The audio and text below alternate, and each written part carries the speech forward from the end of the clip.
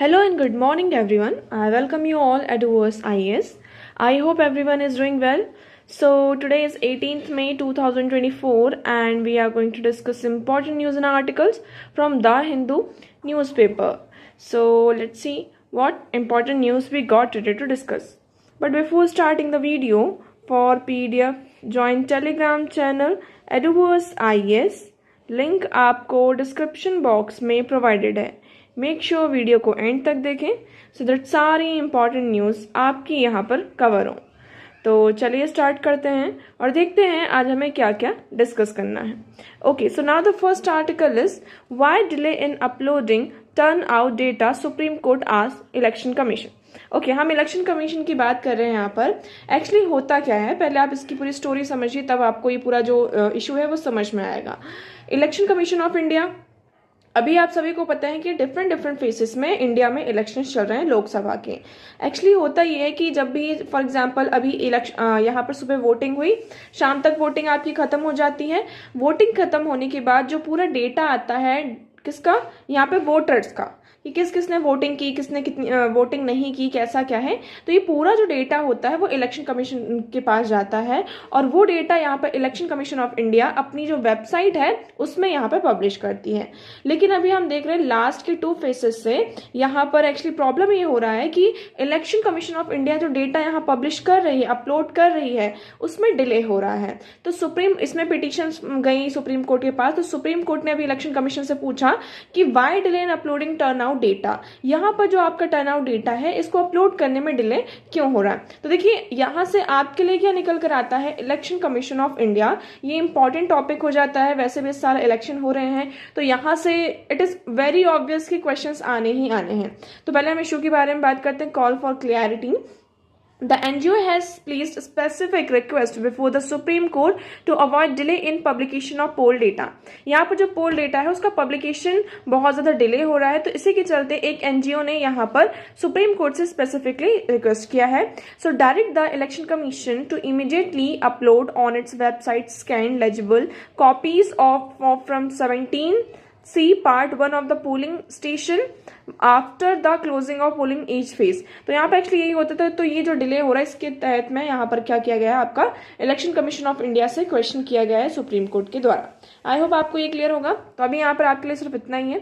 Now next move करते हैं. The next article here is nearly 6 million tree disappeared. 6 million trees disappeared from farmland study. अब एक study हुई है, ठीक है, मतलब हमने सैटेलाइट इमेजनरी बेस्ड यहाँ पर पूरी एनालिसिस किया है और उस सैटेलाइट इमेजनरी बेस्ड रिसर्च से हमें ये पता चला है कि फॉर एग्जांपल ये आपका एग्रीकल्चर लैंड है. अब एग्रीकल्चर लैंड के आसपास क्या होता है, आपने देखा होगा वेरियस ट्रीज होते हैं, बहुत सारे ट्रीज यहाँ पर रहते हैं. लेकिन अभी ये जो सैटेलाइट इमेज आई है स्टडी से ये पता चला है हमें कि 6 मिलियन जो ट्रीज है वो डिसअपियर्ड है फ्रॉम द फार्म लैंड. तो ये मतलब यहाँ पर आप नंबर देख रहे हैं, ये छोटा मोटा नंबर नहीं है, 6 मिलियन ट्रीज. तो इसका हमारे इन्वायरमेंट पर कैसा क्या इम्पैक्ट पड़ रहा होगा इसके बारे में तो आप बहुत ही अच्छे से आपको पता ही होगा. अब हम बात करते हैं. In a matter 3 years from 2019 to 22 India में have lost close to 5.8 million full grown trees in agricultural land. So agricultural land से यहाँ पर इंडिया ने 5.8 मिलियन ऑफ ट्रीज को क्या किया है, यहाँ पर लॉस किया है, उसका लॉस हुआ है. सो ये हमारी सैटेलाइट इमेजनरी बेस्ड एनालिसिस के द्वारा पता चला है, जो किसके द्वारा की जाती है ये भी आपको पता होना चाहिए. यूनिवर्सिटी ऑफ कोपेनहेगन डेनमार्क के द्वारा ये स्टडी यहाँ पर हुई है. तो इन्होंने एक जर्नल पब्लिश किया है, Nature Sustainability. So additionally 11% of such trees detected via satellite during 2010 to 11 were no longer visible when reviewed from 18 to 22. अब यहाँ पर ये कहा जा रहा है कि हम अगर 2010 से और 10 और 11 का डेटा देखते हैं, ठीक है, सो हमने ये डिटेक्ट किया कि there are so many trees. But यहाँ पर 2018 से 22 के बीच में अगर हम देख रहे हैं, so these trees are invisible. वो ट्रीज हमें विजिबल ही नहीं, इट मीन्स कि उन्हें कट कर दिया गया है. Okay, so however this doesn't necessarily imply that India overall tree cover declining. लेकिन इससे हमें ये मतलब कि हम ये नहीं कह रहे हैं कि 6 मिलियन ट्रीज यहाँ पर डिसअपियर हैं, तो हमारा जो फॉरेस्ट कवर है वो यहाँ डिक्लाइन हो रहा है. इसका मतलब ये भी हो सकता है कि फॉर एग्जांपल किसी एक प्लेस से यहाँ पर ट्रीज यहाँ पर नहीं है, लेकिन दूसरे प्लेस पर हो सकता है कि बहुत ज़्यादा ट्रीज हो, तो इससे हम जो फॉरेस्ट कवर है वो डिक्लाइन हो रहा है, इसको हम एज्यूम नहीं कर रहे हैं, बट स्टिल यहाँ पर 6 मिलियन ट्रीज आपके जो है वो डिसअपियर हैं। अब एक्चुअली हम इंडिया की बात करा दीजिए, तो इंडिया में एक होता है आपका फॉरेस्ट सर्वे ऑफ इंडिया, जिसे हम FSI कहते हैं।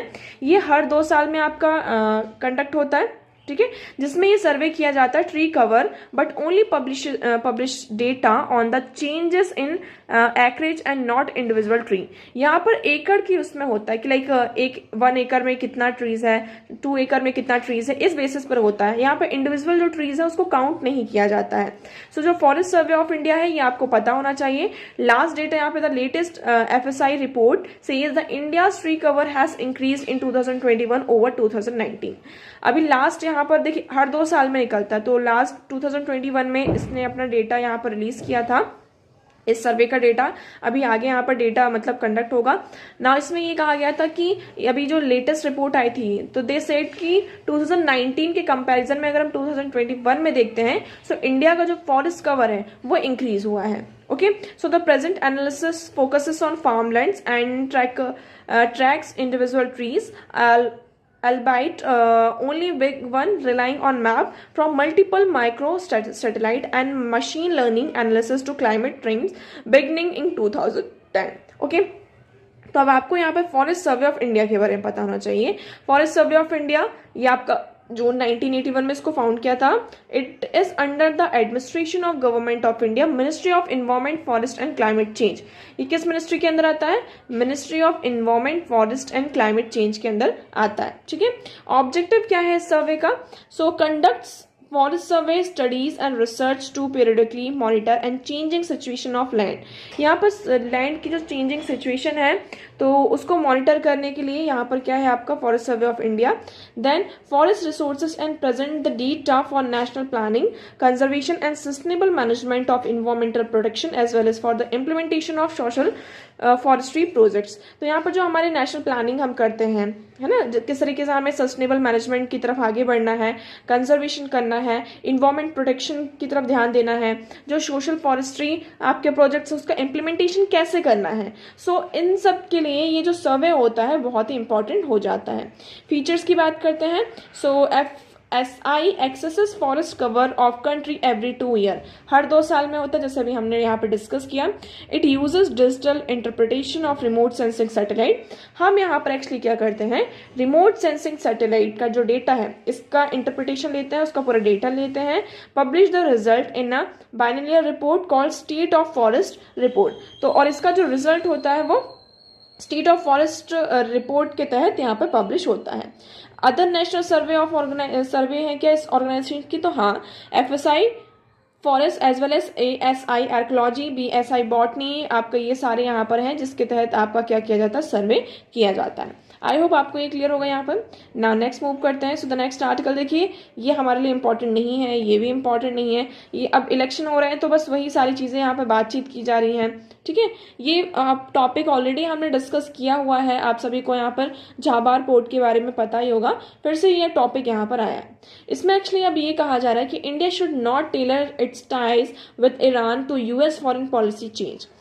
2018 में आप सभी को पता है कि जैसे कि आप सभी को पता है कि इंडिया को वेवर मिलता है, एग्जम्पशन मिलता है, क्योंकि US ने क्या किया था, मतलब US का आपको कार्टसा के बारे में यहाँ पे पता होगा। कार्टसा के अंदर यहाँ पर 3 कंट्रीज आती हैं, Iran, Russia and north Korea. इसके ऊपर यहाँ पर US ने क्या किया हुआ है, आपका सैंक्शंस लगाया हुआ है कि अगर ये सैंक्शंस लगा, इट मीन्स अगर आप इन कंट्रीज के साथ कोई रिलेशन रखते हैं, मेंटेन करते हैं, ट्रेड करते हैं, तो आपके ऊपर भी सैंक्शंस लग जाएंगे।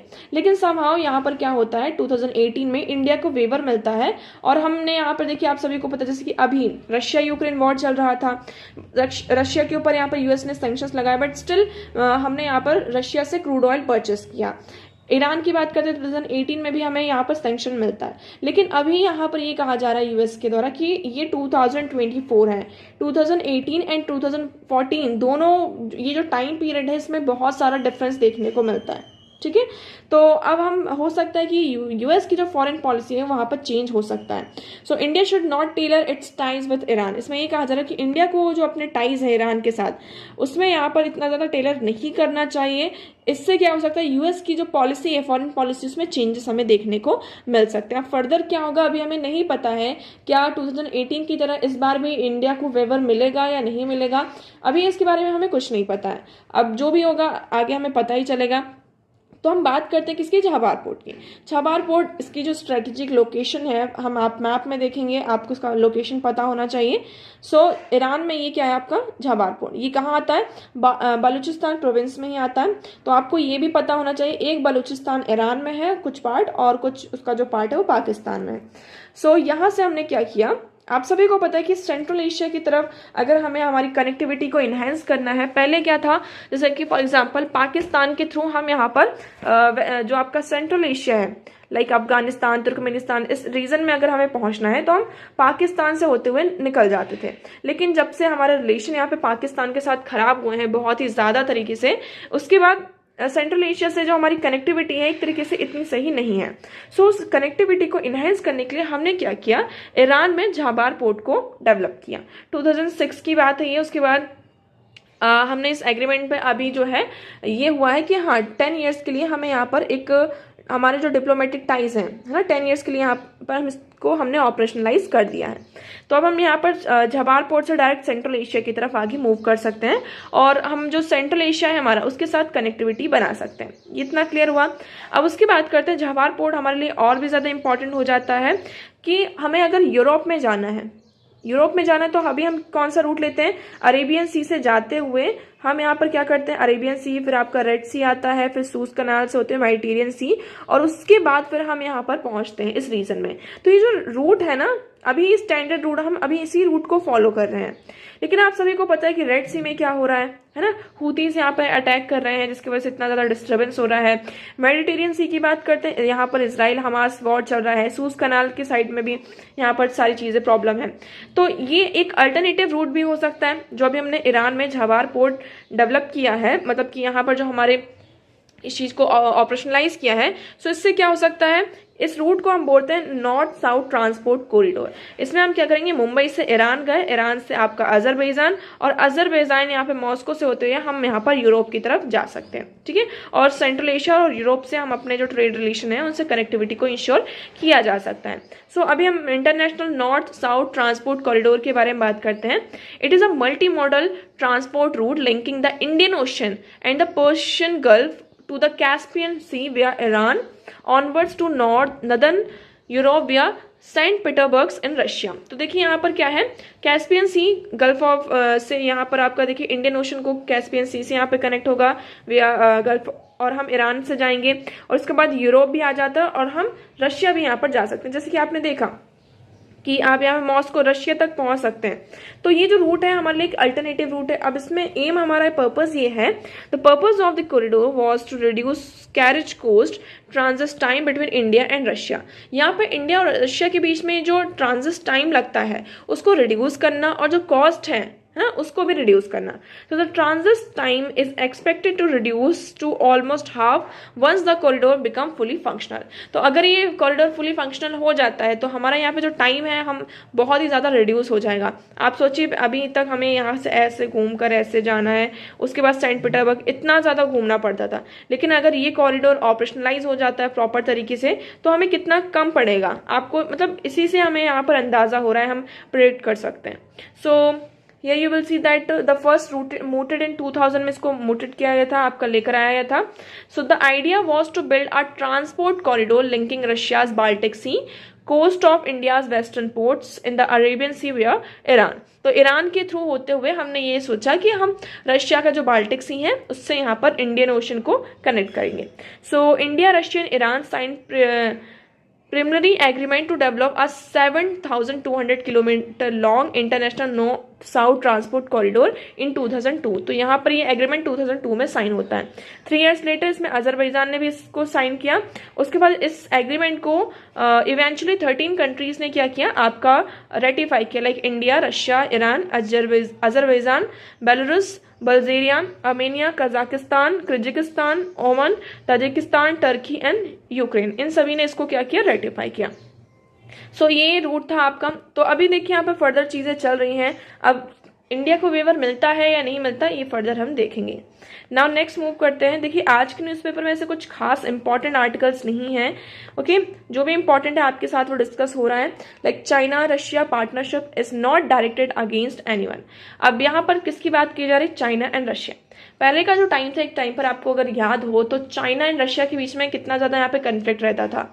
लाइक दोनों कंट्रीज के ये जो रिलेशन थे इतने स्ट्रांग नहीं थे। बट जब से रशिया यूक्रेन वॉर यहाँ पर स्टार्ट हुआ है, उसके बाद से आपने देखा जो रशिया का एक तरीके से मुख है वो किसकी तरफ होता जा रहा है, चाइना की तरफ ज्यादा होता जा रहा है। और आज के टाइम पर अभी जो व्लादिमीर पुतिन साहब जी हैं वो चाइना के विजिट में गए हुए थे और उन्होंने ये कहा कि जो रशिया चाइना की जो पार्टनरशिप है वो किसी के अगेंस्ट में नहीं है ना। लाइक आप सभी को पता है कि यूएस किसी के साथ अगर पार्टनरशिप करता है तो उसमें कहीं ना कहीं कोई ना कोई फैक्टर होता ही है कि वो किसी को यहाँ पर क्या करना चाहता है, कंडेम करना चाहता है। बट यहाँ पर इनके द्वारा ये कहा जा रहा है कि जो रशिया चाइना की चाइना और रशिया की जो पार्टनरशिप है it is not directed against anyone. So an emerging multipolar world is now taking shape before our eyes, says Russian president Vladimir Putin as he concluded its 2-day visit to China. He praises talk with Xi as substantive. तो यहाँ पर various चीज़ों पर बातचीत हुई है कि किस तरीके से हमारा जो ट्रेड रूट है, रूटिंग है, उसको चेंज किया जाएगा, उसको इन्हेंस किया जाएगा और पीपल टू पीपल टाइज है इसे हम इन्हेंस करेंगे। तो ये सारी चीज़ें यहाँ पर हो रही। So and it is important that those who are trying to maintain their monopoly on decision making in the world on all issue do everything in their power to ensure that this process goes naturally। so इसमें अब एक तरीके से ये show हो रहा है कि एक मल्टीपोलर वर्ल्ड जो है हमारा क्रिएट हो रहा है। अब सिर्फ यूएसए ही नहीं एक अकेला है जिसकी यहाँ पर मोनोपोली होगी, हेजेमनी होगी। अब यहाँ पे आपको डिफरेंट लाइक रशिया हुआ, चाइना हुआ, है ना, ये कंट्रीज भी आपको इमर्ज होती हुई नजर आ रही हैं। ओके, सो ये इस आर्टिकल में सिर्फ इतना ही था, ज्यादा कुछ भी नहीं था। सो आज के लिए इतने इंपॉर्टेंट आर्टिकल्स थे। आई होप आपको सारी चीजें क्लियर होंगी। ज्यादा कुछ इंपॉर्टेंट नहीं था, जो भी इंपॉर्टेंट था आपके साथ यहाँ पर डिस्कस किया गया। सो आज के लिए इतना ही। आई होप आपको सारी चीजें क्लियर हो। बट स्टिल अगर आपको कोई भी डाउट है तो you can ask in comment section. आज का वीडियो कैसा लगा एक बार कमेंट सेक्शन में जरूर बताइएगा। अगर वीडियो पसंद आया हो तो उसे लाइक करना, चैनल को सब्सक्राइब एंड शेयर करना ना भूलें। So that's for all today. Thank you so much for discussion.